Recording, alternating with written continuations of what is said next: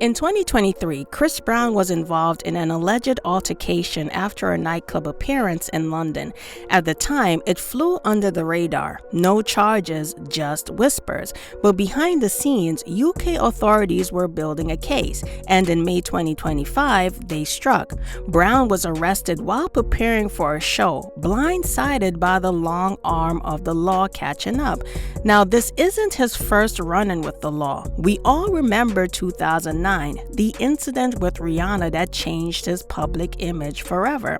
Then came the restraining order from Karrueche Tran, assault allegations, tour bans, altercations with fans and photographers. The list goes on. Chris was on the verge of another major comeback, sold out tours. Yo, what up, Team Breezy? Your boy Chris Brown right here. Just want to tell y'all, thank y'all for all the love, man. We got the Breezy Bowl coming up. All the dates is selling out, so we added some more dates. Tuesday, the new dates go on sale. Y'all come out. Strong album sales, big name features. But now, brands are nervous. International travel may be restricted.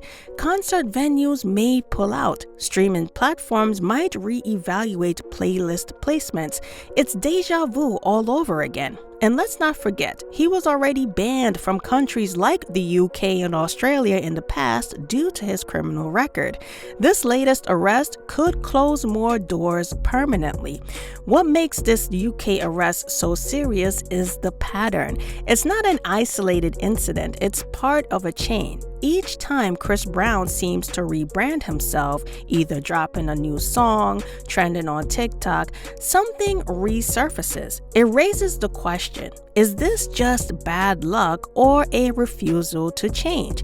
Now, while some fans stand by him saying he's paid his dues, others argue that consequences have been minimal. But this time, it's international, and that changes everything.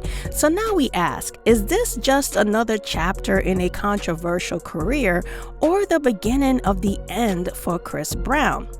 Now, at just 16, Chris Brown was hailed as the next Michael Jackson, a triple threat. Singer, dancer, actor. He had the world at his feet. But in a matter of minutes, everything changed. One night, one incident, and one photo turned the world against him. Now, over 15 years later, the question stands, can Chris Brown truly rebrand himself? Or is the world still holding on to his past no matter how much he tries to move forward? In 2005, Chris Brown's debut single, Run It, hit #1 on the Billboard Hot 100. At just 16, he became the first male artist since Diddy to do so with a debut. Billboard stats, BET TRL performances, early Grammy nominations. He had the full industry machine behind him. This whole week, just being down in Miami among like all these veterans and also rising stars as yourself. Yo, it's a blessing, because I remember just last year, I was out here and I was just a fan, just coming out here chilling and everything. So to be in this like position right now, it's a blessing. Usher comparisons were constant. Jay-Z gave him the nod. Even music execs whispered he could fill MJ's shoes. But what nobody expected was how quickly it would all fall apart. February 8th, 2009, the night before the Grammy Awards. Instead of performing, Chris Brown turned himself in. How long are you guys going to hold on to Chris Brown and beating Rihanna? You know what I'm saying? I don't understand why people keep talking about that. It was forever ago. They were both very young, and he had just had his first herpes outbreak from her giving him the herpes. Ooh, my. Like, how did you know what I mean? Like people don't understand what happened that night. And that's because Jay-Z worked so hard to change the narrative of that night. Now, Rihanna was only 14, 15 when he started with her and signed to the Def Jam. It's clear to say that the herpes that she had came from the person she had been most sexually involved with, and that was Sean Carter. So here it is. Chris Brown has his first herpes outbreak from a celebrity girlfriend who he was set up with, and it was supposed to be this and it was supposed to be that, and he was there so people wouldn't pay attention to the fact that she was fucking Jay-Z. Underage.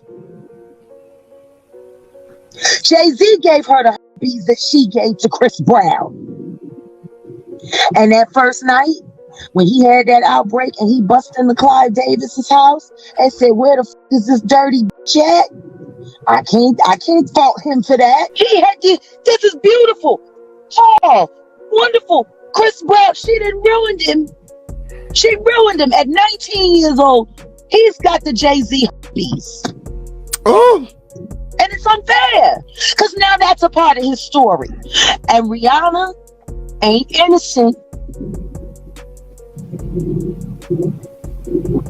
Because she was in there giving that nigga a job in the coat closet when Chris Brown came in. He said, "She always fucking sucking something."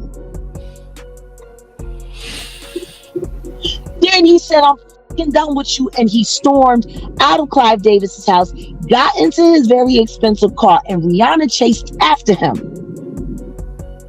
She gets in the car and started fighting on him because he embarrassed her for calling her a dick-sucking and saying in front of everybody that she gave him the herpes at Clive Davis's house the night before the fucking Grammys.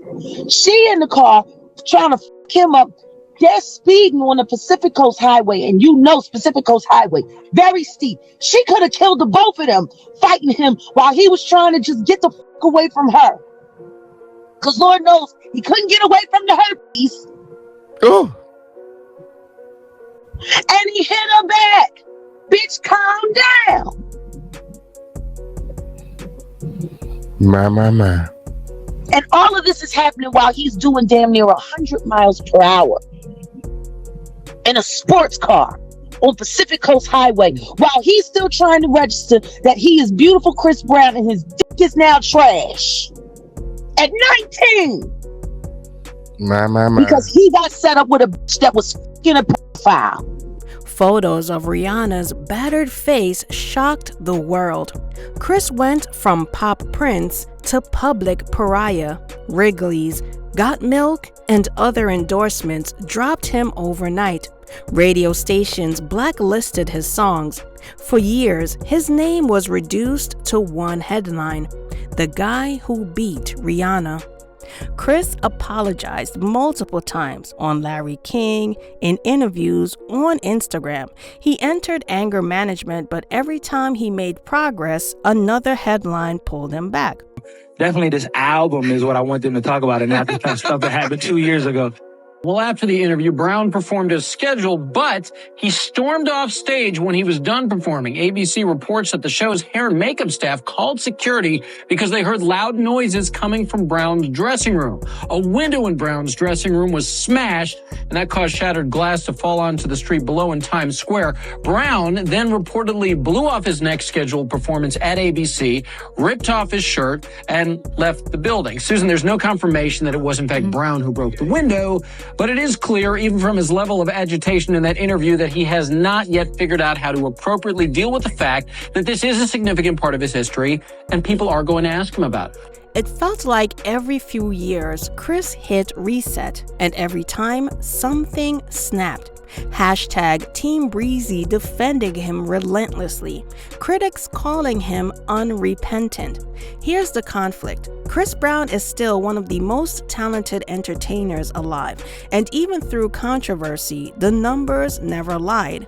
Fame won Grammy in 2012. Indigo went platinum. Spotify monthly listeners, over 50 million.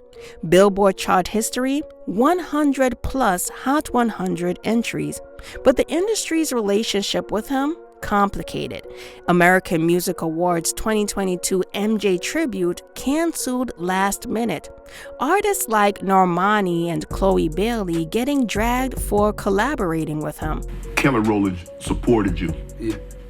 She got some criticism. Yeah. I love you, Kelly. Lizzo. Yeah. Say your favorite. Criticism.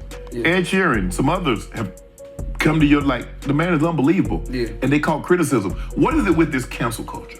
I don't think it's even a cancel culture. I think because my fans and the people who do love me, like, they kind of overshadow it. 'Cause I'm still here, you know. But I feel like I just feel like people are sensitive as hell today, man.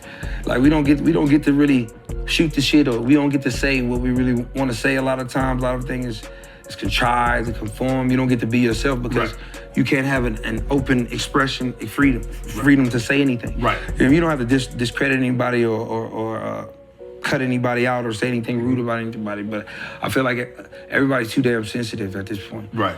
Lack of recent major award show appearances. He's big but not embraced, successful but still avoided. The industry keeps him at arm's length. Well, now in his 30s, Chris Brown claims to be a changed man. He's now a father of 3, Royalty, Aiko, and Lovely. Instagram clips showing more family time. His 2023 album, 1111, has more mature lyrics and less rage. He rarely does interviews now. He's not as active on social media. He's quieter, but still hungry. But here's the thing. Change is only as powerful as the public's willingness to accept it. Some ask, well, why hasn't Chris Brown been forgiven when other stars have? For example, Mel Gibson's racist tirade. He's still acting in major films. Mark Wahlberg was convicted of hate crimes in his youth, but now a respected businessman. And Dr. Dre's domestic violence past often gets overlooked. So is it race, reputation, or the fact that Chris Brown has continued to act out even after asking for forgiveness? So can Chris Brown truly rebrand himself? The answer is maybe. But rebranding is more than a PR campaign. It's about consistency, public trust, and time. And let's be real. Chris Brown's biggest enemy has never been the media or the industry. It's been Chris Brown. Drop your thoughts in the comments and let me know, what do you think? Do you believe Chris Brown deserves another chance? Or do some things stain a legacy forever? Well, that's it for now. I'm Annie, and it was nice talking to you. Don't forget to like and subscribe, and I'll see y'all in the next video. I think with my situation as a kid and me growing up in the trials and tribulations that I've dealt with in my life, it's only right to, share with people who kind of go through the same thing as me and show them that there's a way out.